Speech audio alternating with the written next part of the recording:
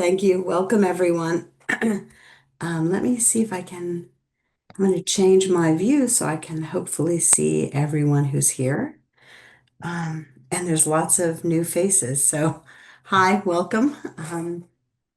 I like to start, and if it's okay, hey, even before, like I introduce myself briefly, I'd like to start with just a brief meditation.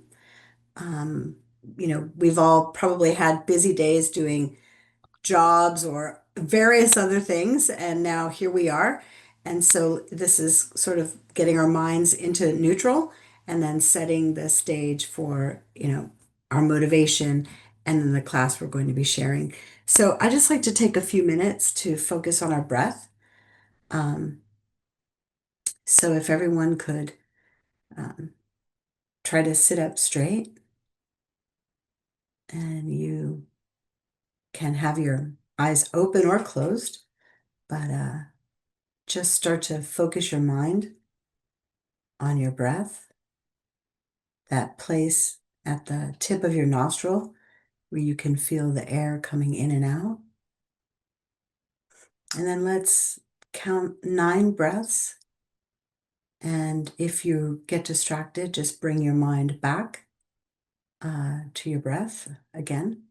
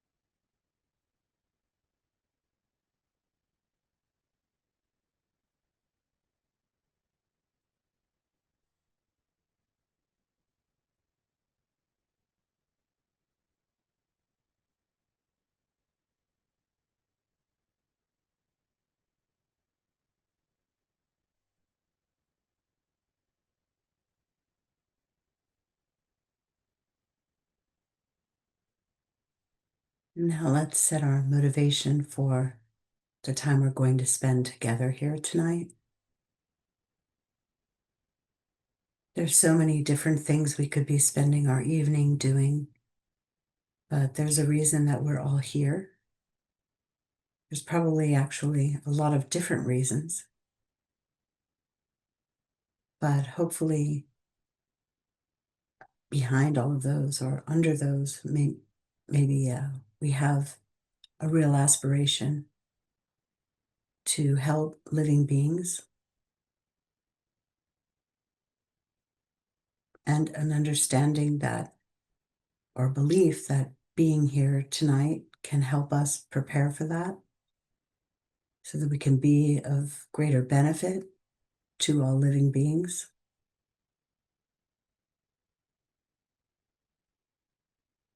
And then understanding that the greatest benefit would be to achieve perfect, complete enlightenment and to totally remove from our own minds all of the obscurations and defilements that we have in order to best be able to help others.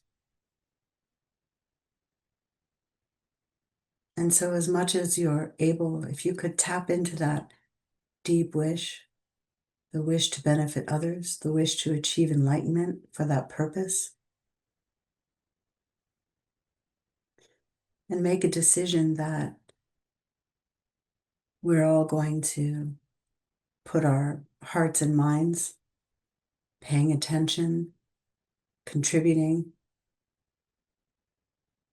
and doing our very best to make the most of this time that we're spending together towards that end. And then I like to take a minute to really fantasize about what that might look like if we were truly completely rid of all negativities ourselves and able to truly be there and benefit all beings.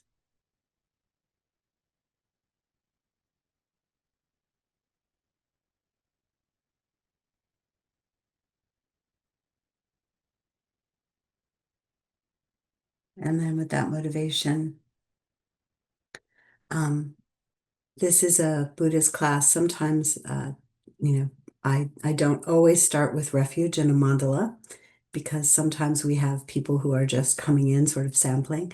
But for tonight, I would like to start with refuge and a mandala. And forgive me, I should actually have that up on a slide for those of you who may not know.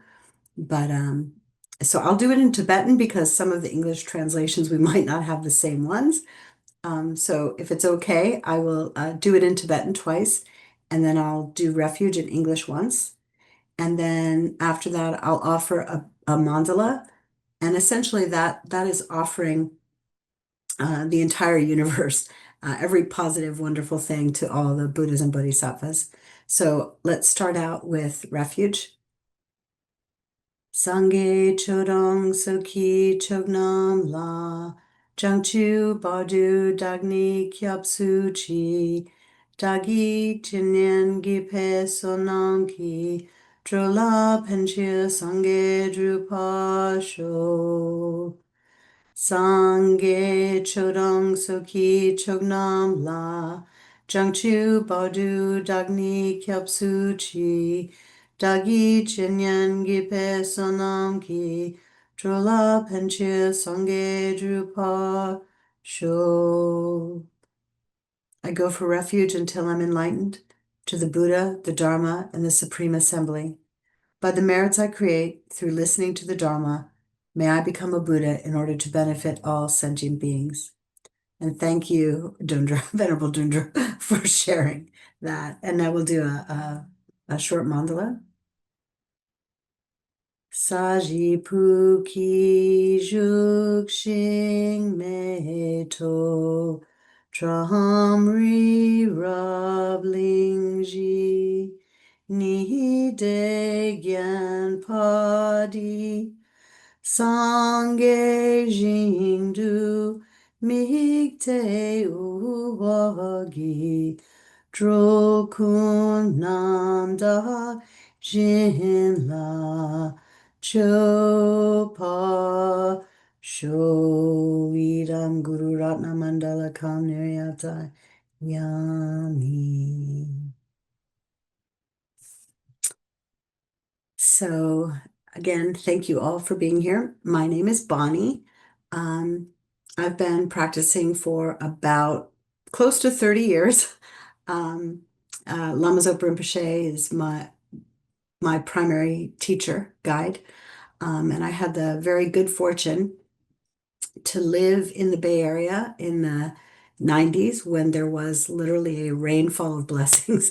Not only so many teachings by Lama Zopa Rinpoche, but his own teachers who came through regularly, Land of Medicine Buddha, Vajrapani, Gyawa Gyatso. There's a nice little concentration of Dharma there. So I had, the benefit of having teachings there. And I was the most unqualified spiritual program coordinator, probably in FPMT history, at LMB for a while. But I think, that's one of the ways Lama Zopa Rinpoche would work. Sometimes, being in a position didn't mean that you were the best qualified, but somehow it meant that it was going to benefit you, and ultimately benefit you in your endeavors to benefit other living beings. So that's a little bit about my background. And I'm really happy and delighted for the opportunity. I'm not living in the Bay Area anymore, but to be able to connect via Zoom. And thank you, Venerable Dundrup, and everyone at Tu Ling. It really is quite amazing, just the full calendar of things that they're offering to people, all different time zones and all different locations. So I'm really delighted to be a part of that, and really happy tonight to be talking with you about karma. Um, it's such an important topic. Um, many years ago, I was living in Austin and I was teaching, and one of the it was actually the head of the Zen Center in Austin, and he just happened to pop by one of my classes, and we were talking about karma. And afterwards, he said, this is this kind of detail he had never heard before. So he was a very serious and wonderful practitioner, and definitely very, very skilled in meditation. But having the explanation of karma, like how it works, what it is, how we can purify it, all of those things just weren't carried in that particular tradition. And then a few years later, I saw that he actually became ordained in the Gelupa Tibetan tradition as well at Vajrapani many years later. So I think it's where we're quite fortunate because, I had heard of karma long before I was a Buddhist and had some nebulous idea, not incorrectly, that it has to do with, doing good things and doing negative things and getting, the repercussions of those things. But it was very, very nebulous. And, how that actually worked didn't quite make sense. So if we're on this path and we want to do, two things. One is eliminating all of the negativities and obscurations from our own minds. And the other is doing the virtuous things that are required to bring us to enlightenment, planting those seeds. So if we don't really have a good understanding of that, then we're just kind of fumbling around a little bit. So, briefly, that karma is the law of cause and effect, I think is something we're already aware of. But what does that mean? Um, it is the action of our three doors, so our body, speech, and mind, um, along with our intention. And all of these things start out mentally. So we have like perhaps a compulsion or an urge to do something. And then following on that, so that mental urge, uh, we end up taking some kind of an action. And then these things, how we keep them is they create an imprint on our mental continuum. So there are things that can ripen either in this life, they can ripen in our next life, or they can ripen in any future lives. Um, and these imprints on our mental continuum create karmic potentials and tendencies. And we'll talk more about that. Um, but important, I think, to start out understanding, how karma works, that it is stored in this mental continuum, that, we've committed actions from beginningless times. So that's to think of, what I've done in this life, what I'm experiencing in this life. The causes have been created, the momentum created countless lives ago.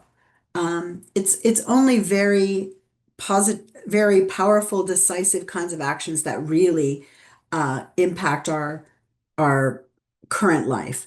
So you may have heard this idea of throwing karma and completing karma. Um, so throwing karma, those are those very powerful thoughts and deeds, so actions of the three doors that would determine what our next life would be. So those are incredibly heavy kinds of karma or very positive kinds of karma. So typically we're talking in terms of negative karma because we want to work on purifying that. But the laws of karma are the same for very positive deeds as well.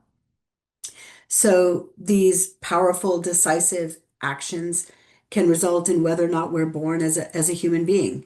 or whether we're born in a God realm, or whether we're born in a hell realm or an animal realm.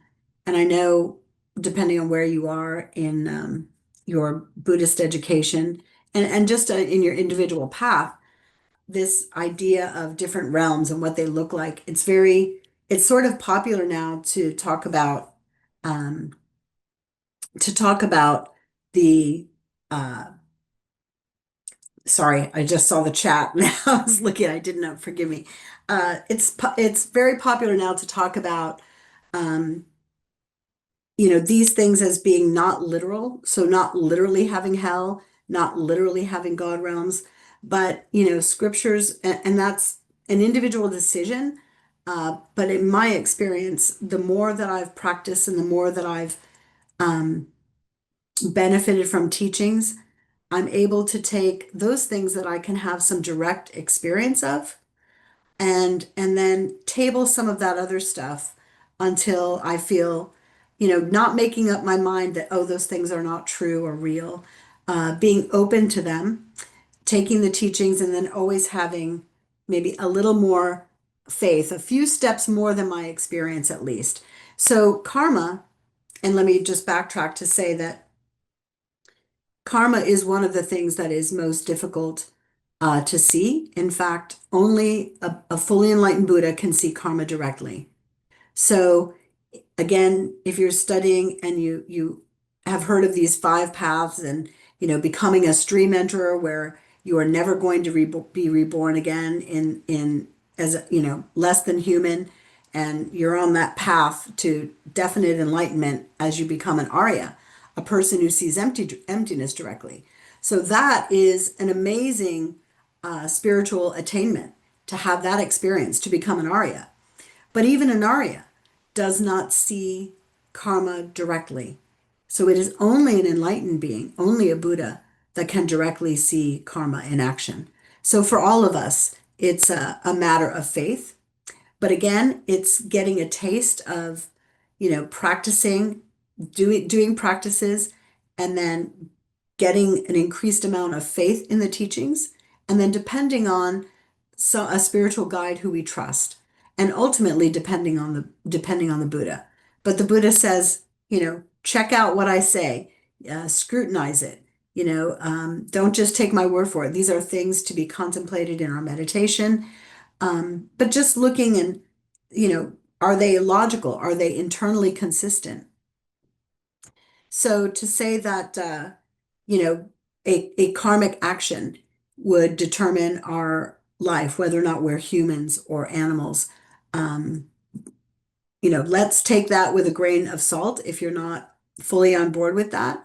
But see at the end of the course, if it doesn't make sense, if it's not logical to you, and then we can have questions and discussion.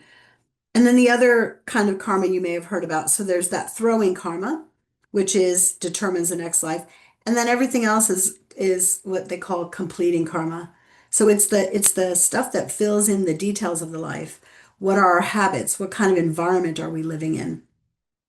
Uh, who are we surrounded by? What are our, physical and mental capabilities?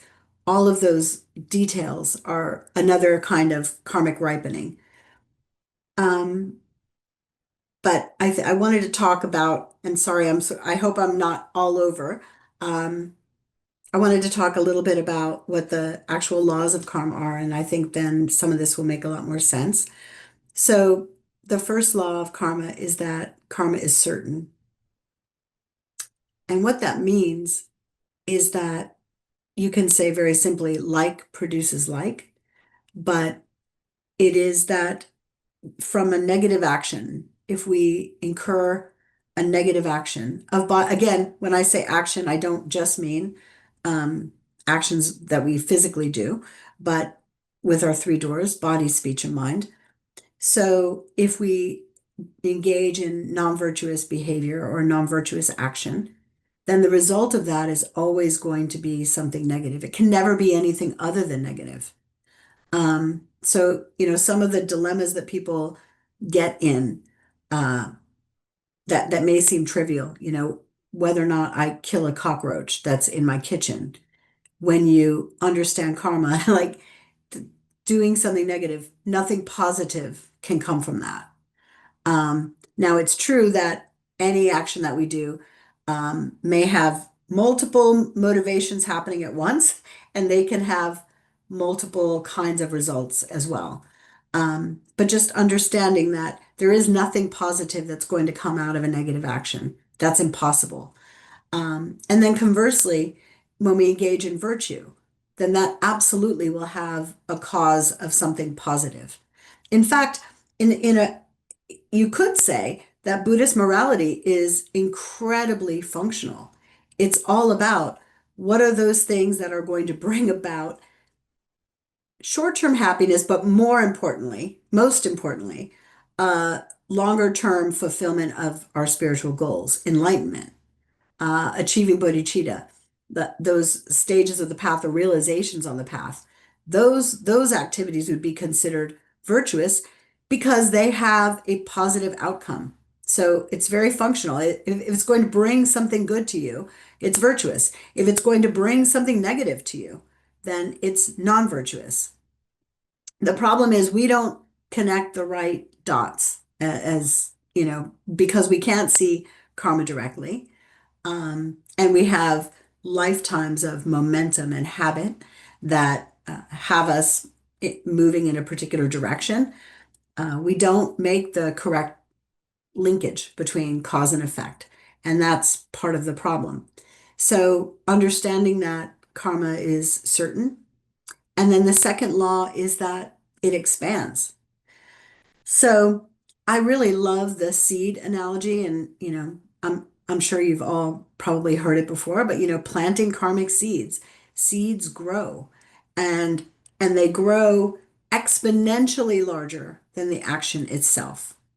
So that is good news and that is bad news. So it's bad news in terms of, the low level. I had a teacher once say, it's the reason that we are here in samsara, the reason that there's so much suffering, most of it is just that low level radiation, that constant low level negative actions.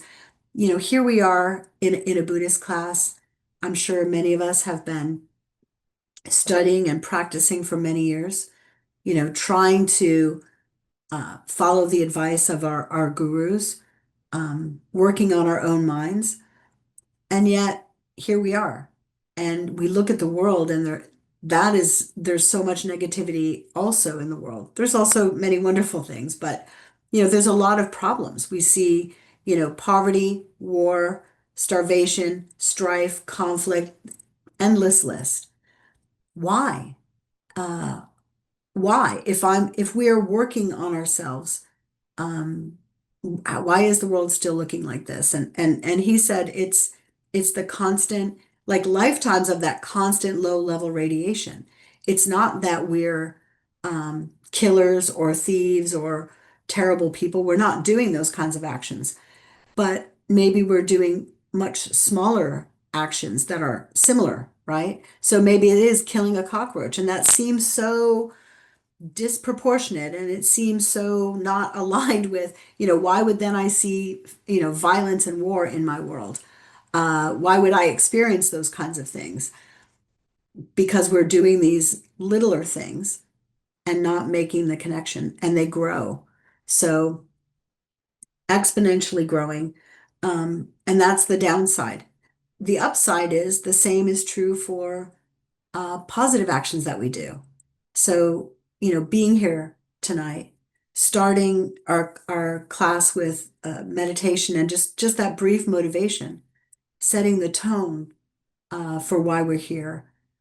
This is a small action, but we create a habit of that, and we do that, many times over the course of this life, and then we dedicate and protect that at the end of any virtuous action that we do. So then those small actions that we have can also build momentum and grow and eventually ripen as becoming an enlightened being, ripen as achieving the realizations of the path.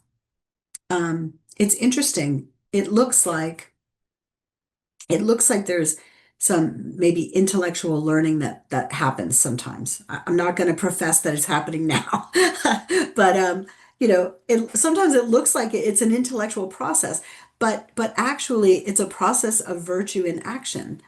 So gaining realizations, there is no amount. A person could look at a book, for example, read, and there are people who are Buddhist scholars who are not practitioners and they know so many things, but they're not getting realizations or they don't have realizations. So why is that? Because it's not a process of just knowing something. In fact, um, you could be here with the wrong motivation, and then somebody sitting in this class, and not because of anything that I say, good or bad. And in fact, if I have a wrong motivation for being here, then it's not going to ripen in a good way for me. And for anybody here who's here and maybe, again, it's interesting thinking about the teachings themselves and not really the teacher and not really the form of that, but like what are the actual teachings? What is the essence? And just the effort and the fact that we're here and to the extent that we are genuinely here, all of those things culminate in very positive actions. And then dedicating that also contributes to our enlightenment. So karma grows exponentially. Um, and then the next thing, which is also interesting, is, and maybe obvious, but if we don't create the causes, we cannot experience the results. So karma is very specific like that. Um, it's why we can't really uh, do anything for anyone else other than maybe help to teach, right? All the good actions that we're doing, all of the virtuous actions that we're doing, truly, you know, are benefiting us. The only way that we can help other beings, the only way a Buddha can help us is to teach us. So if it were possible, then certainly Lord Buddha, our teachers, our gurus would absolutely purify our karma for us. They have limitless love. They have bodhicitta, but they're not able to do that. It's something that we all individually have to do. But we can use each other as a merit field and benefit ourselves and seemingly benefiting others. Um, but ultimately, the extent to which we're able to really benefit or help someone else is predicated on their own karma, creating the causes and conditions to receive that help. Um, and that can be a challenge sometimes, a challenge for us as practitioners. So we can't create karma for someone else. We can't purify anything for them. We can't take away their karma, and we can't create the causes for them. Even having a Dharma center and gurus teaching us, that in itself doesn't create the causes for us. We actually have to do that. We have to do that through our own motivation. And then again, protecting that precious karma through dedication. And then, conversely, if we do create the causes and conditions for something, then it absolutely will ripen. It must ripen. And it doesn't expire. So there's no, it can be many, many lifetimes, but the karmic potential is still there. And when we meet the causes and conditions, the right causes and conditions, then that karma will just pop. So, I was reading, Alex Berzin gives this example, and I think I've heard other people use the example also as like it's like a great bingo game, or I don't know how great it is. It depends, I guess, on who we are. But it's like, when the timing is right, that ball pops open, and then that karma can ripen. So it isn't going to go away. So what does that mean? Um, Again, in terms of looking forward, um, it means that nothing is lost in the positive sense and in the negative sense.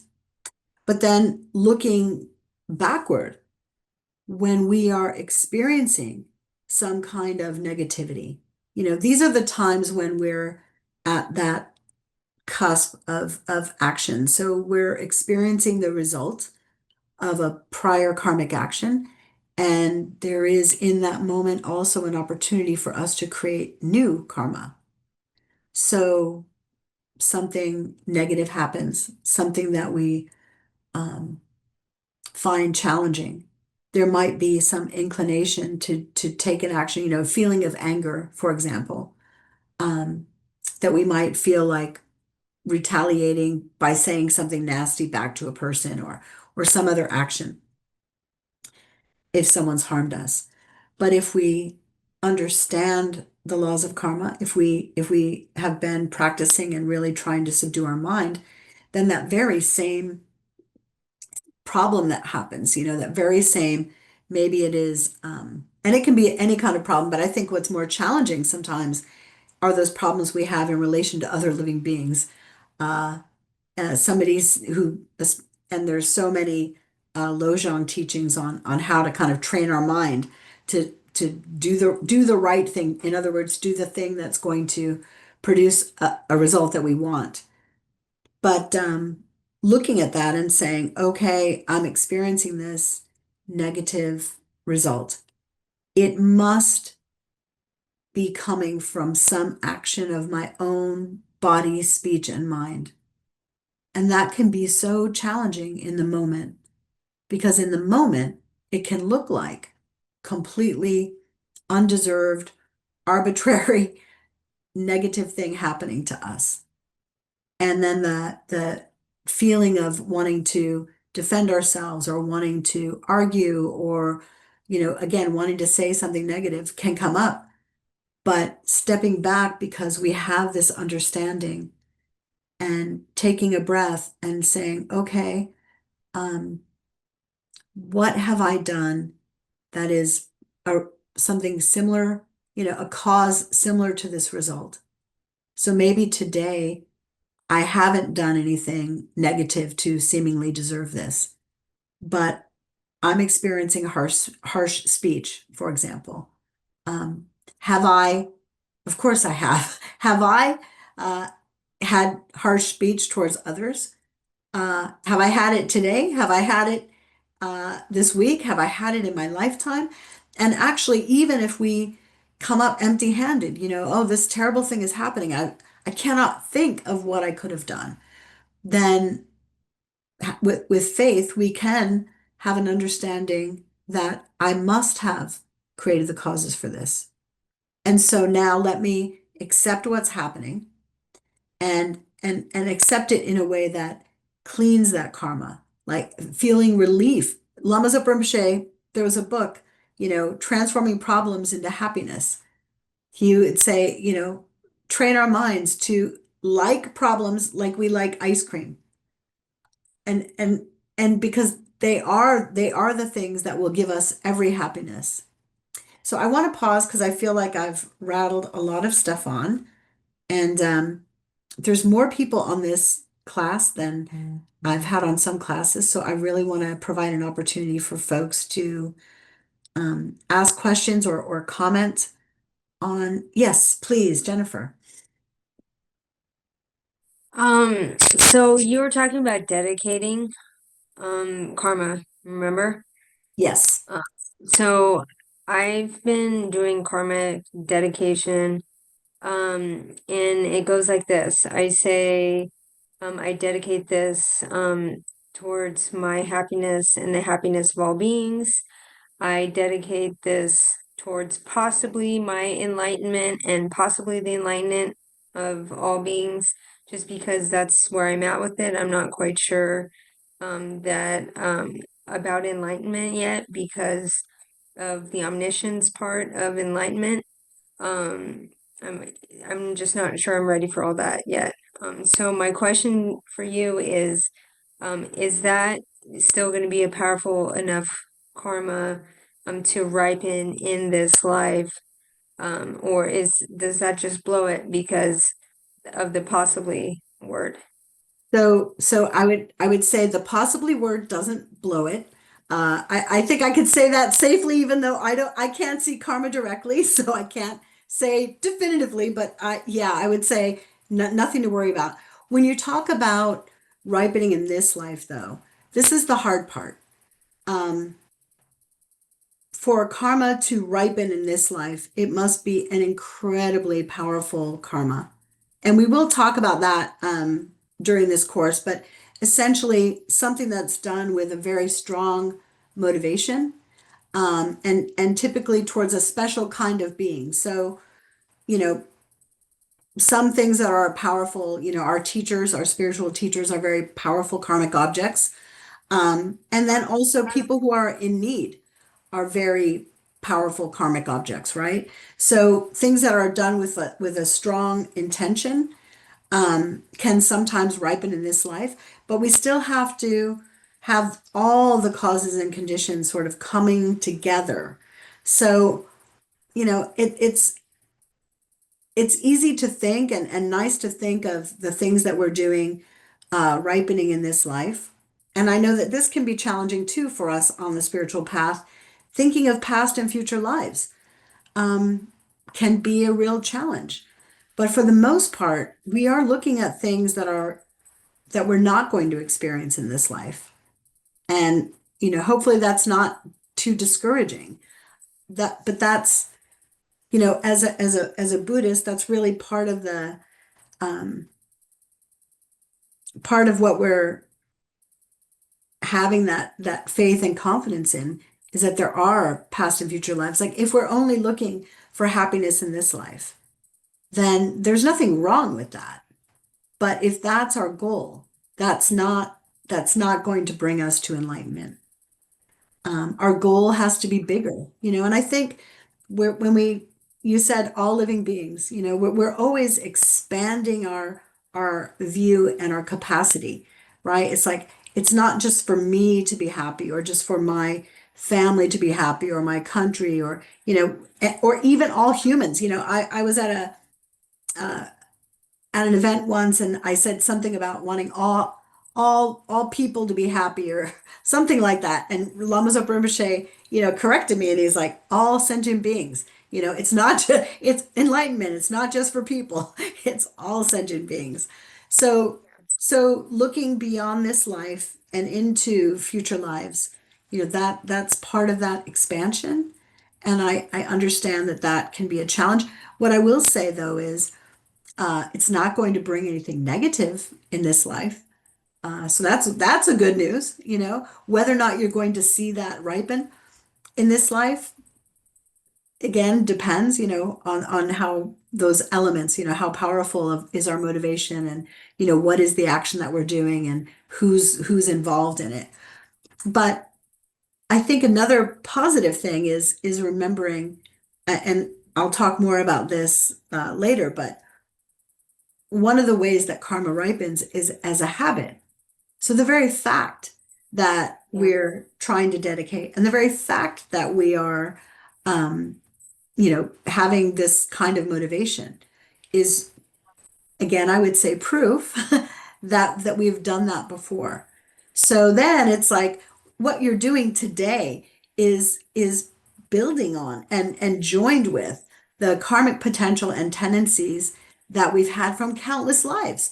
So we do often focus on negative things, but we've done amazing things as well. We have been everything. We have given our own lives. The fact that we have this human body is some proof of that, some amazing generosity and amazing virtue. So I don't know if that really answers your question. But I think the good news is it's okay to say possibly. That And was my question. Yeah. and Yeah. I wish that there is such a thing as enlightenment. How I feel like I wonderful it have would to be. throw possibly, I feel like I have to throw possibly in there just because I feel like I have to be true to myself when I'm making such a big request. You know what I mean? Yeah, absolutely. But if enlightenment is there, then may this, may this be Yeah. a cause for that, and Yeah. dedicate that, and uh, and just keep going and don't be discouraged. Cool. Thank you, Bonnie. Yeah, thank you. Um, Anybody else have any thoughts or questions on that or anything else?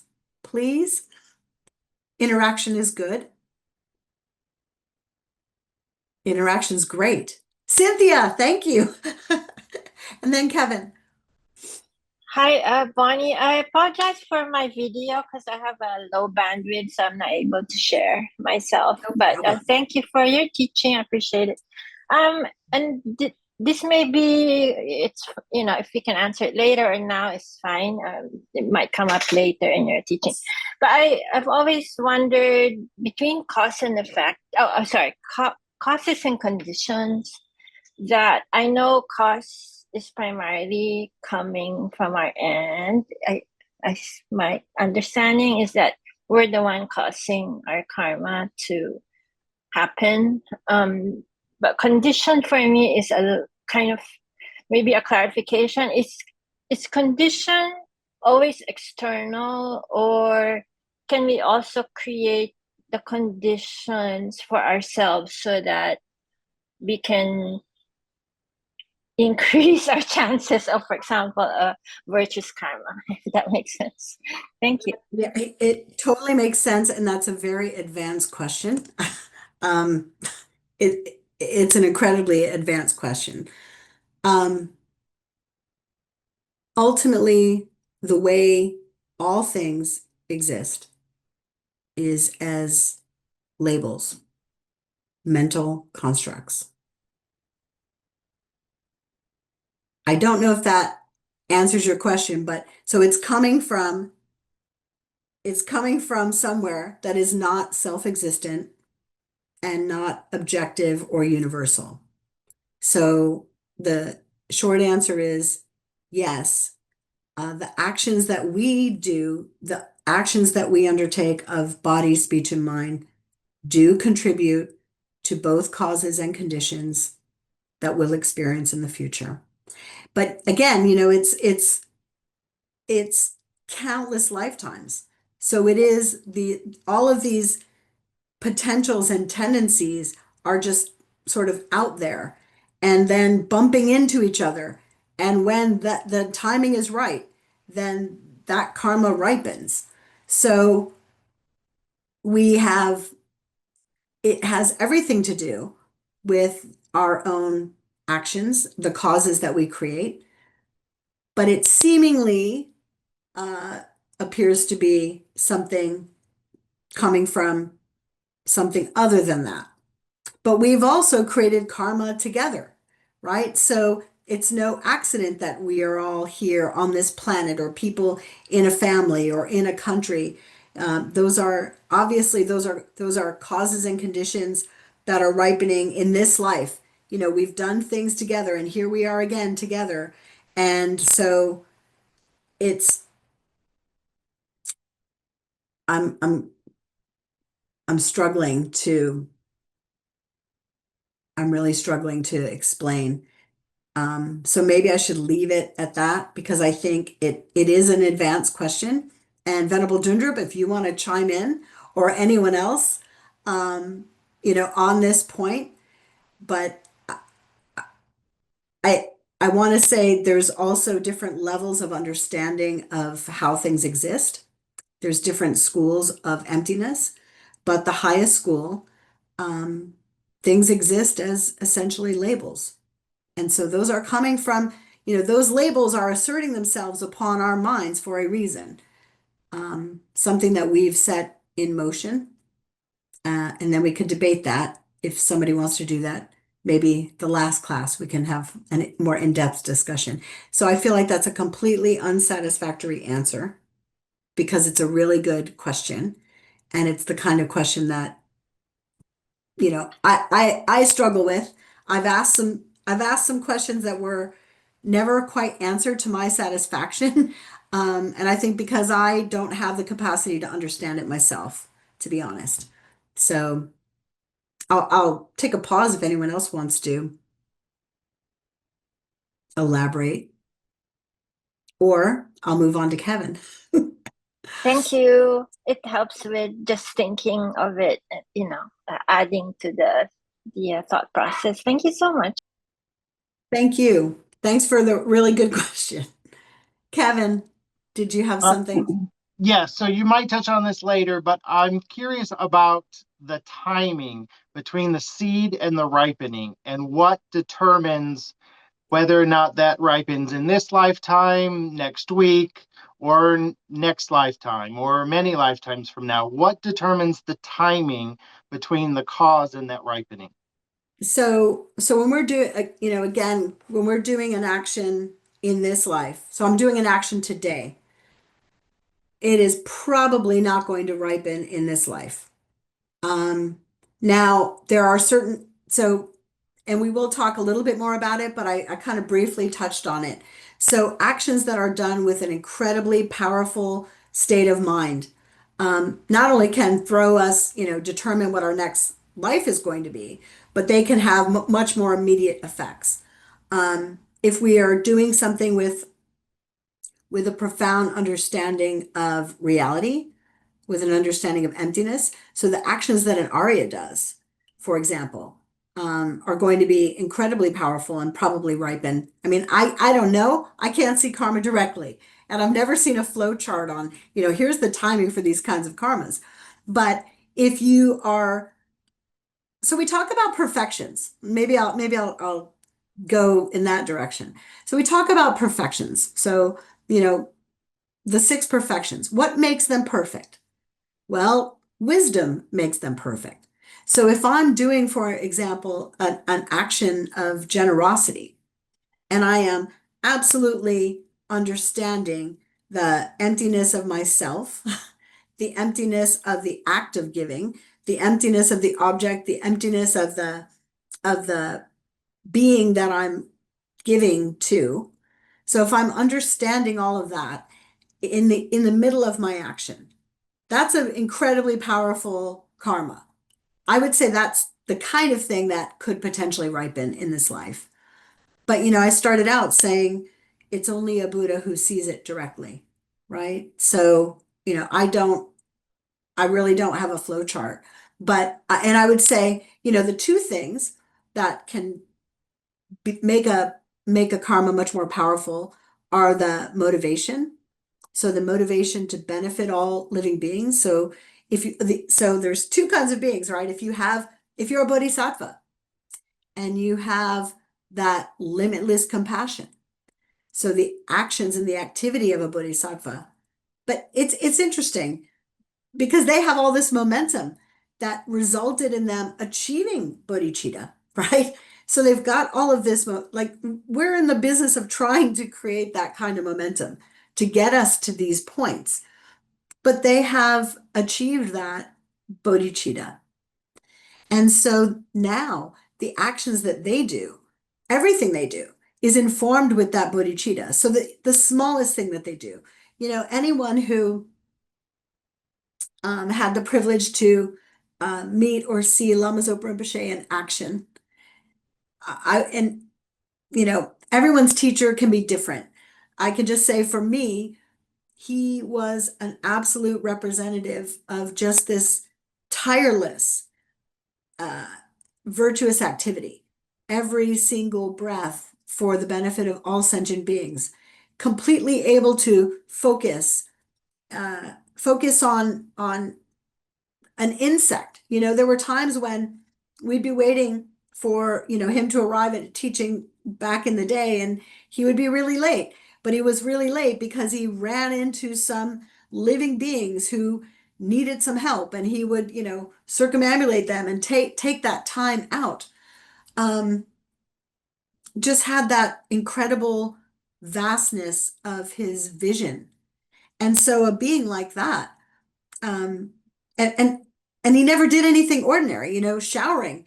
He would dedicate, showering for the benefit of all sentient beings. There's a story of him being on an airplane, and Venerable Roger, his attendant, it was an international flight, and the flight attendants came by and they had dinner, uh, and they offered it to Rinpoche and they put it on his tray, and Rinpoche started doing his dedication, doing his prayers, which included every living being who helped to bring that meal. And anybody who ever saw one of his dedications, like they would go on and on. So he was, the gratitude and for all of the beings who contributed to this meal, and then all of the effects that he wanted for all of those beings. And he was doing this prayers before his meal. And then they came to take the trays, and Rinpoche still doing his prayers, dedicating for all these sentient beings. And then, they let him, they saw, okay, he's a Buddhist monk, and they let him keep the tray a little bit longer. And then it's like, okay, now it's time to put your tray tables up, and they come by again. And then Rinpoche, kind of just touched the food and said, there, I got the benefit of the food. Because the benefit of the food, sort of like, this class, the good news is it almost doesn't matter what I say. What matters is why you're here and that you're trying to be engaged. Your motivation, your dedication is what's going to determine the results. For Lama Zopa Rinpoche, that meal, the nutrients, nutrients function for a reason. And this is interesting. Like we know all medicine doesn't work for all people.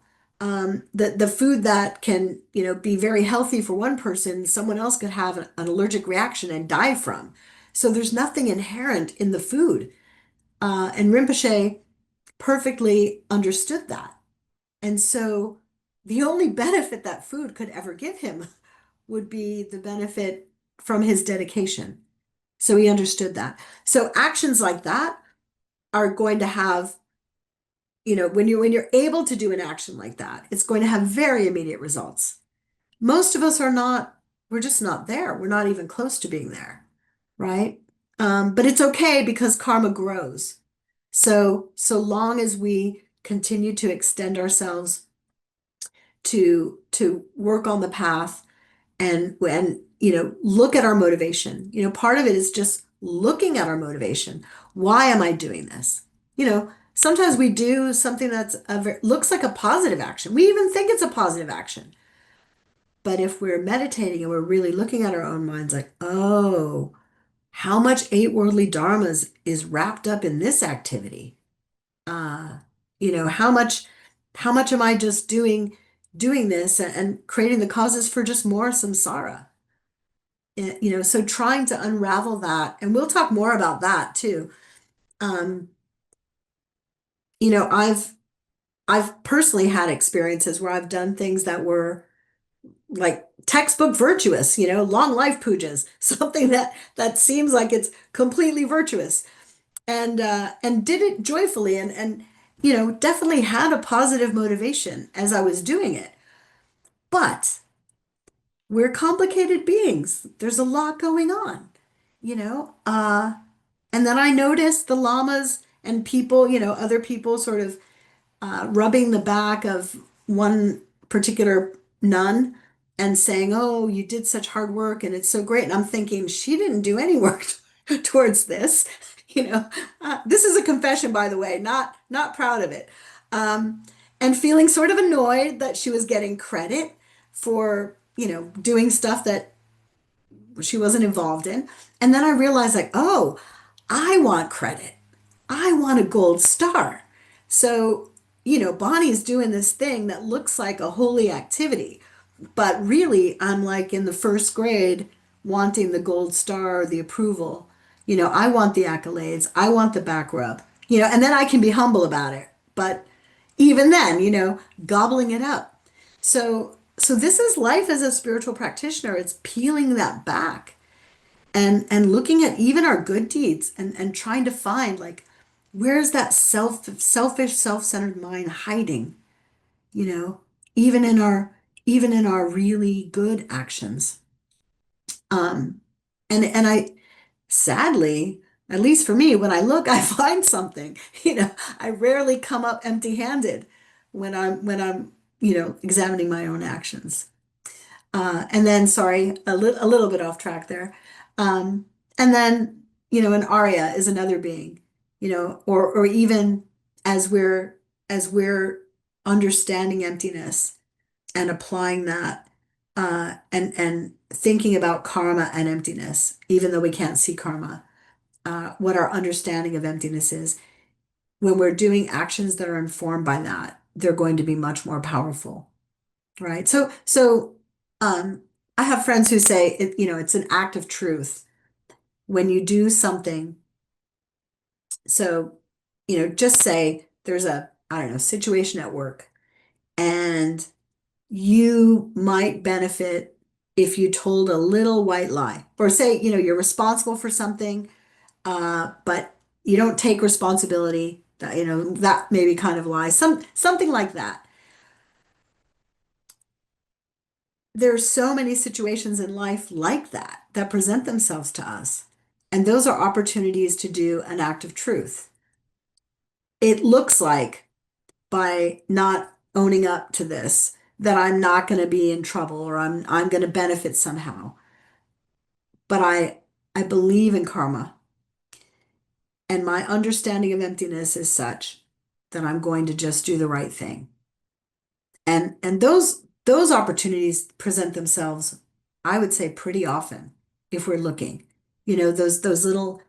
Those are places where we can move the dial. And I can't say that we would experience the results of those actions in this life, but they're certainly going to be much more powerful than most of the things that we're doing, right? Because so so there's virtue, there's non-virtue, and then there's neutral actions. Neutral actions like walking, sleeping, breathing, those kinds of things. But most of what we do is motivated by some kind of mental urge. It is some kind of karma that we're creating.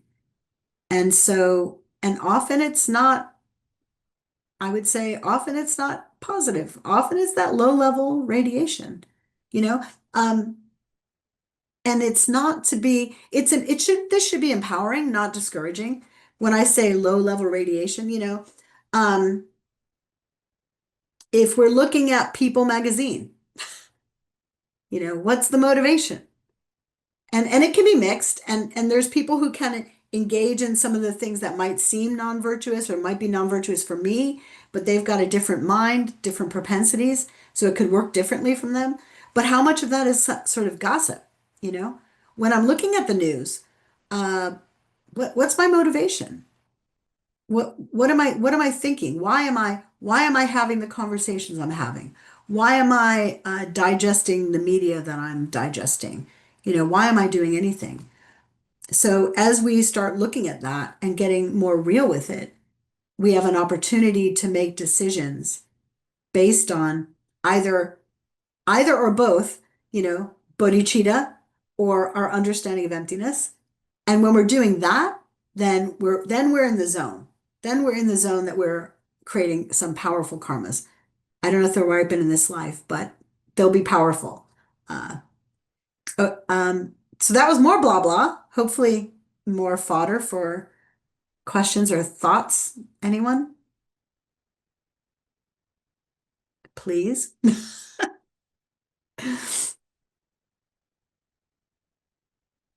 Did you raise your hand, Robert? Yeah, Yeah, great. yeah. Um, Nice to meet you.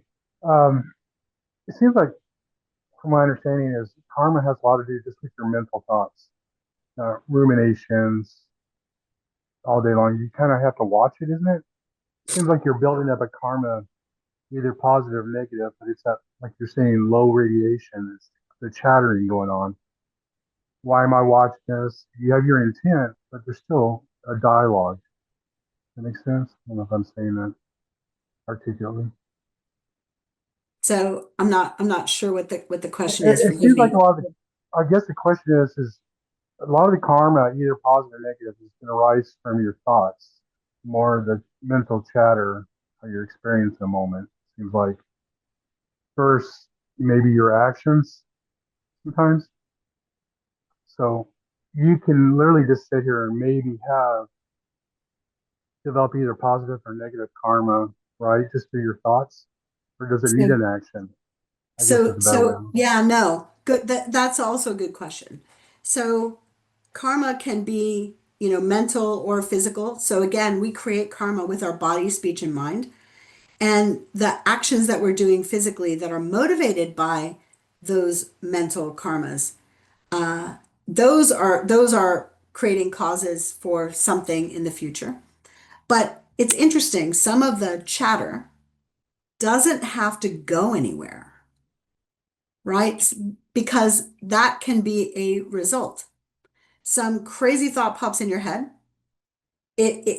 Again, only a Buddha can see karma directly, but a crazy thought can pop in your head because you've taken actions, you've done things with your body, speech, and mind in the past. There's habits, and boom, this thought arises. Now you can just stop. Just don't take that train. And you don't have to think anything negative or positive about a single thought that pops into your head. That can be a ripening. But usually we have something pop into our head and then we take further action, right? We decide to either hop on the crazy train or not. And then we can decide to engage in some kind of actions or not based on that.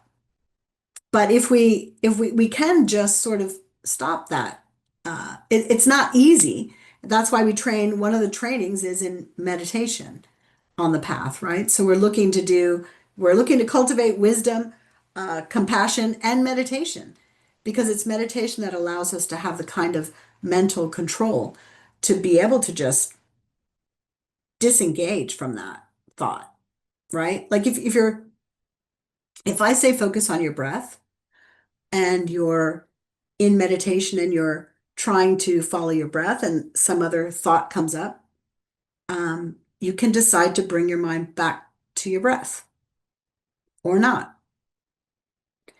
And then it gets complicated to the earlier question, causes and conditions, because whether or not you can do that is going to depend upon karmic actions that you've also set in motion from the past.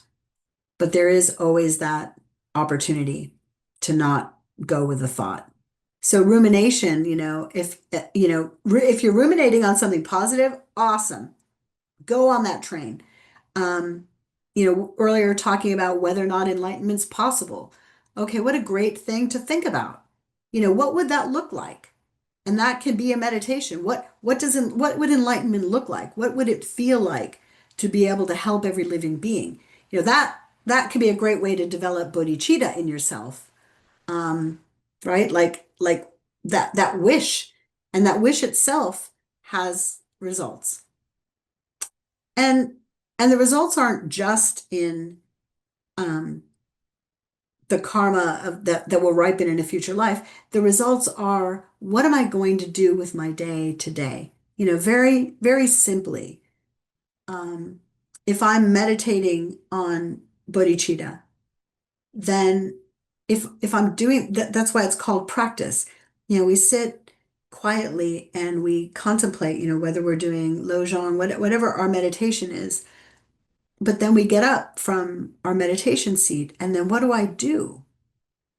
What kind of speech, what kind of activities do I engage in? And you can look at, again, um, incredible holy beings. It's not necessarily, they're not out there. They're not, by the way, carrying signs or picketing or running for office or doing, and I'm not saying that, because some of us do all of those things, and that's also fine.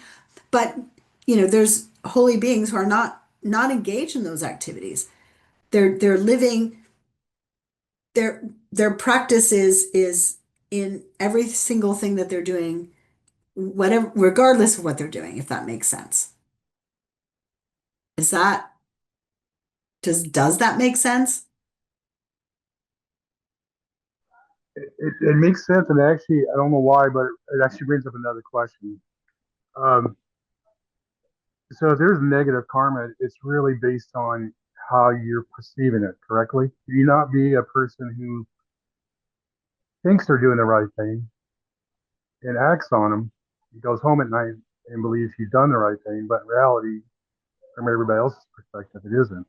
Does that create negative karma? Because your thoughts are in the right place, but it's full of ignorance. My apologies. No, so it's complicated. That's another good question. So there's scriptural examples of well, I'll give one. So there's an example of, there's a person who's walking along a path and they see a statue of the Buddha, and the statue is, because all the people are walking by and it's muddy, all the mud is getting on the statue of the Buddha, and so they want to keep it clean. They want to protect it. So they put their shoe, that's all they have. So they put their shoes on top to protect the statue of the Buddha. A little bit later, someone else comes by and they see a shoe on a statue of a Buddha and they're like, this is the most disrespectful thing I've seen. And they remove it. They've done two opposite actions. But the reason that they did both of those opposite actions was actually good. Conversely, we can be doing things that look like they're good, and doing them for a wrong motivation. I could go visit somebody in the hospital.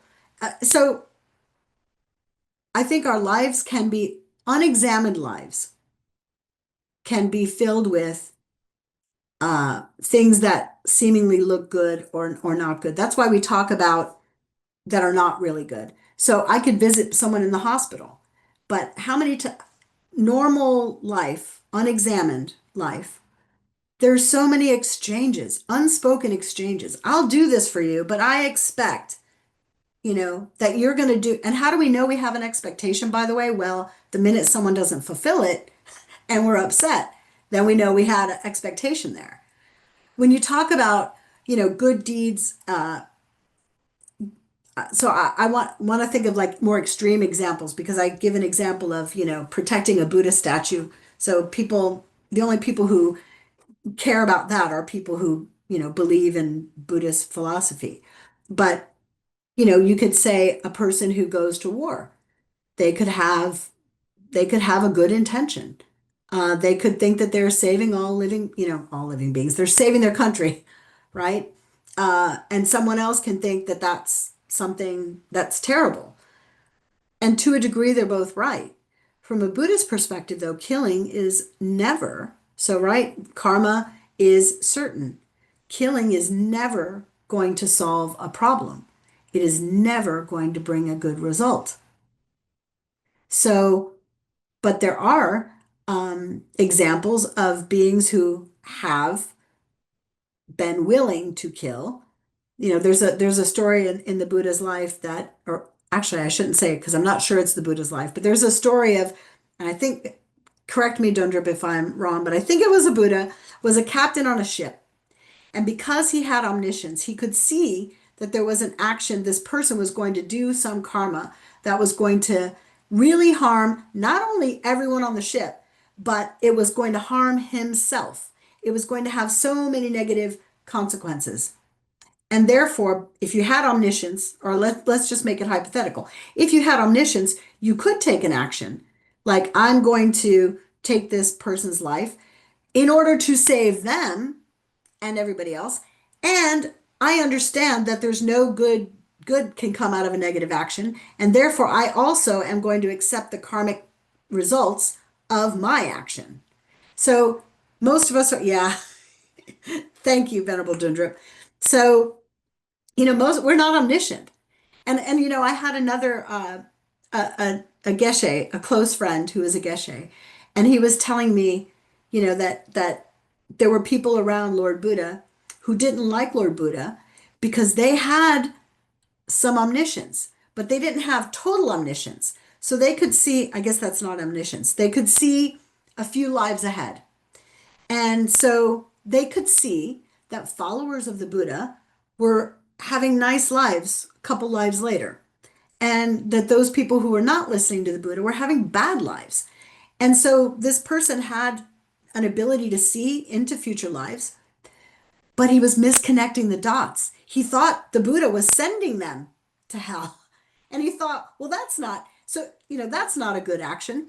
So even if an ordinary person had, and I'm probably going way too much into this, but even if you had some kind of omniscience, like if you're not seeing everything perfectly, if you're not a Buddha, you're in danger of connecting the wrong dots. So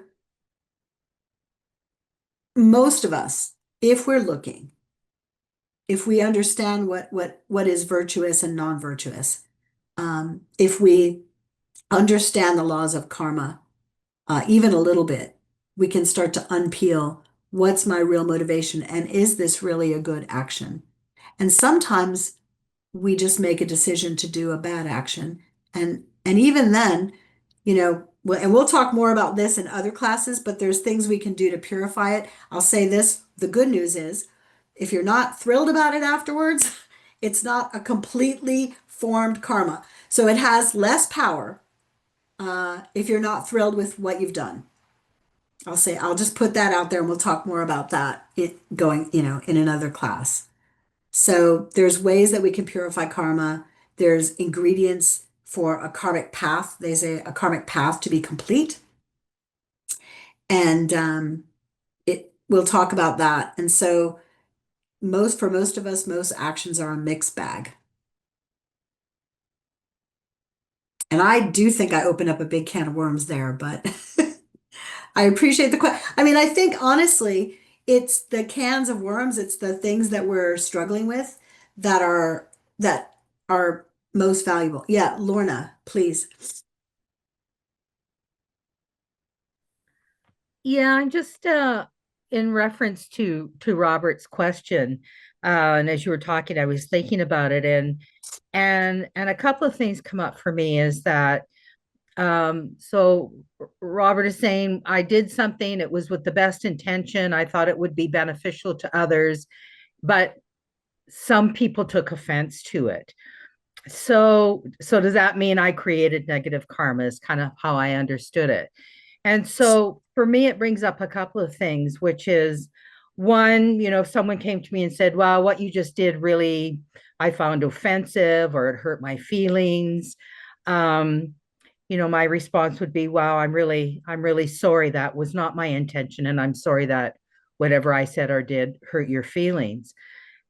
Also recognizing at the same time that person has their own karma and how they're viewing what just happened, we have no control over. So it's getting back to sort of what you were saying is owning up to it, even though the intention wasn't to cause harm, it was to be benefit, but somebody felt harmed by it, is to, not fight it, not get into an argument or say, hey, well, that was my intention, so what's your problem? Is you just kind of accept that this person saw it this way. But then I would take it as thinking, well, they have their own karmic lens from which they're viewing the world. And clearly we have some previous history with each other that this came about, where my intention was misinterpreted or whatever. I'm just wondering what you think about that. No, I mean that's very valuable. I I think it's important to know that again, it's why the Buddha can't create karma for us, like we can't create karma for someone else. So that's a reality. Also, I would say though, to the extent that it hurts me that they're offended, or then I've created the causes for that. It's interesting. I've created the causes for that disharmony somehow. So, ultimately it's trying to take as much accountability as we're able to, and not necessarily with that person in a dialogue, but just in ourselves, in our own minds. Like it's very empowering. So if I'm feeling people are at odds with me and I had a good intention, well, I think as I said, one thing is looking at myself, what really was my intention? To what extent was it purely a good intention? To what extent was there other stuff going on? And then just work on my own mind to kind of clean that up.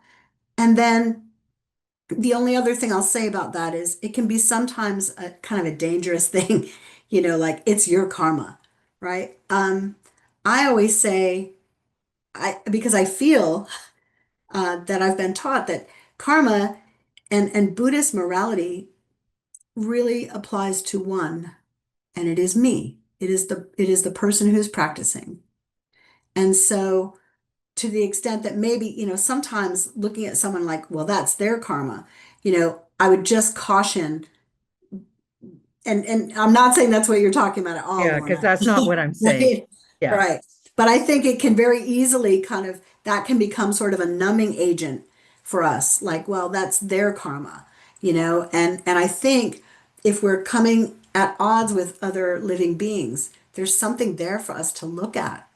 And it doesn't have to be exploring it. It's probably not skillful to even explore it with that person, right? But something for us, it's like a little flag that there's something there. Um, there's something in us. There's the seeds for that we've somehow sown. And again, it doesn't have to be in the moment or even in this lifetime. And the good news is that there's ways of purifying all this stuff. So today was really kind of laying a foundation, but there is a lot more. And we will talk about how we can purify those things, even when they seemingly are coming from nowhere. And when we have sometimes scrutinized and really looked and we're like still at a loss, like, why is this negative stuff happening? Why I had all these good intentions. Why am I experiencing negative results from that? That's not possible, right? From a karmic perspective, that's not possible. So, using those things to help to really help make our practice stronger, to kind of, taking on it is, spiritual warrior is it's a really good analogy. Being willing to do the tough stuff, and the tough stuff is looking at ourselves. Um, Yeah, no, I understand that. And I guess I was just looking at it from a bar because if I have a karmic cleanse, I'm not the only sentient being in the world with a for karmic sure. cleanse. We all see everything through our For own sure. karmic lenses.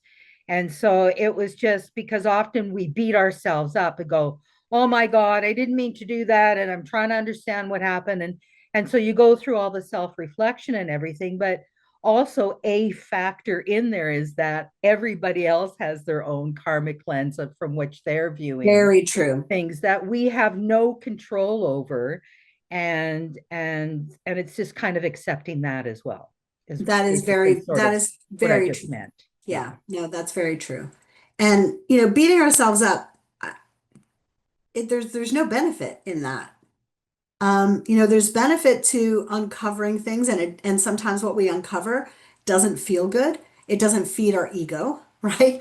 Um, and sometimes, beating ourselves up is chasing after eight worldly dharmas, right? Like we wanting to be more of a hero, just getting very real in our practice and real with our mind and trying to understand what we're doing and what our motivation is. That's a big job. That's a big job. But there's no benefit, like, guilt is not useful. Like understanding that something I did had this, it's like, and again, this is the analogy. Like if you drank poison, then you would not, like, oh, I'm a terrible person. I'm so stupid that I drank poison. No, you would just go and get the antidote. Like you would not waste your time with all of those other things. So it's like that. It's like, well, when we discover that I ingested poison, oh, I did this action, and it actually, when I'm really looking, oh no, I planted this good seeds, but I did some of this negative stuff. You just clean it up. It's just about, going for the antidote and not about the self-flagellation or anything like that. So it should feel qualitatively different, you know. Um, and then, having given some of the examples that I've given tonight, then I think, oh, I hope that wasn't too discouraging, and then a part of me wants to say, well, that's your karma if it was too discouraging, but the reality is if I'm not helping, then that's my karma too. That I'm experiencing like that I'm ineffectual or bumming people out, and I certainly don't want that. Um, so yeah. Anyway, we are almost at time. I hope that you will come back. I'd love to maybe start after we do a motivation, maybe start with some questions next time. because it's so much more interesting and more fruitful of a discussion. But I will talk about, how we purify, how karma ripens, what it looks like when it ripens, and then, how we can go about purifying negative actions, because that's super helpful as well. So if no one else has anything, let's do that dedication. And I do hope, if you have other questions and you want to even reach out offline, feel free to do that. But I hope you will come back and bring really great questions, and I'm thrilled. Super advanced questions, some of which I was like, oh, how to skillfully answer this one. So really appreciated. Let's take a few minutes to dedicate. So again, um, bringing to mind the time that we've spent and wishing that it will ripen as fully enlightened, our own enlightenment.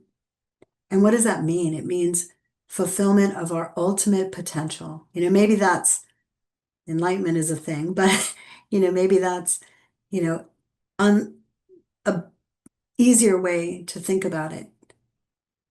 Unleashing my ultimate potential to help every living being to be most beneficial.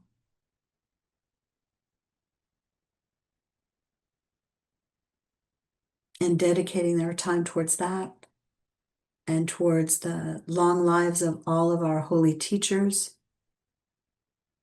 that Lama Zopa Rinpoche's incarnation will get a wonderful education and soon be also teaching, that there be harmony and peace among our Sangha, among each other, extending out to the world, that all living beings will have every need fulfilled, and that we may become a cause for that. And then for the long life of His Holiness the Dalai Lama. Gangri Rawe Kore Jinkam De Pendang Dewa Malu Jungwe Ne Chenre Xingwan Tenzin Gyatso Yi Jape Site Badu Tengyur Ji. Thank you all so very much for your time, for your questions, for your attention, for everything. And have a wonderful night. And thank you again.